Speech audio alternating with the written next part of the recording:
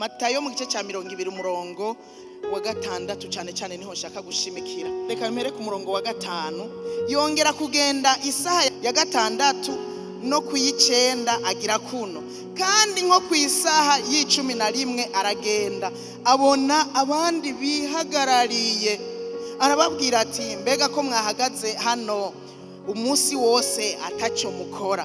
Baca bamwishura ngo nuko atawaturaritse.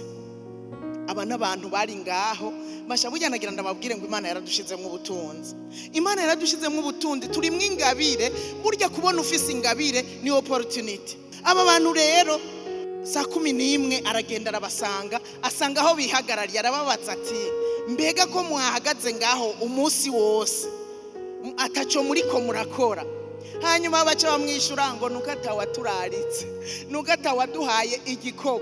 Nagira ndakubwire ngo gukora nibisaba ukurarika. Hariho ubutunzi bukurimwo, hariho ingabire zikurimwo Imana yagushizemwo, utegerezwa gukoresha naho ata muntu yokurarika, naho ata muntu yoguha igikorwa. Izo ngabire utegerezwa kuzikoresha. Aba bantu ngo nuko atawaturaritse, nta bunebwe mu mwaka w'amahigwe, nta bunebwe mu mwaka w'amahigwe, nta vy'amarigara, nugukora naho atawo kurarika kora. Aba bantu ngo nta waturaritse, birateye n'isoni.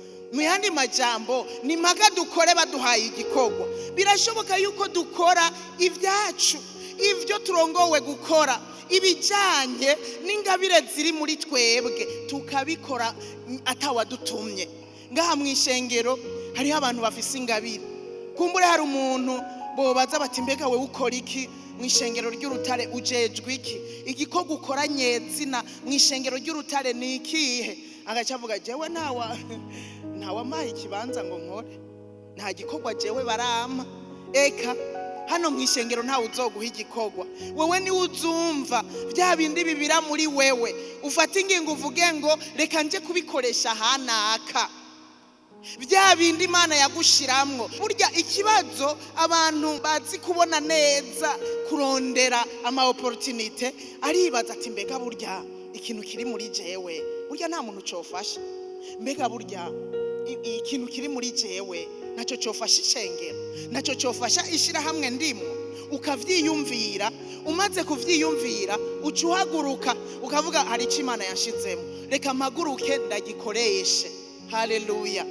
Ingabire ziri muri twebwe tuzikoresha. Uyu mwaka w'amahigwe ni umwaka wo kwinjira tukarondera ibiturimo, tukagenda tukinjira tukabikoresha. Niho tuzogira amahigwe, twinjire mu mahigwe y'ubuntu, twinjire mu mahigwe y'umugisha.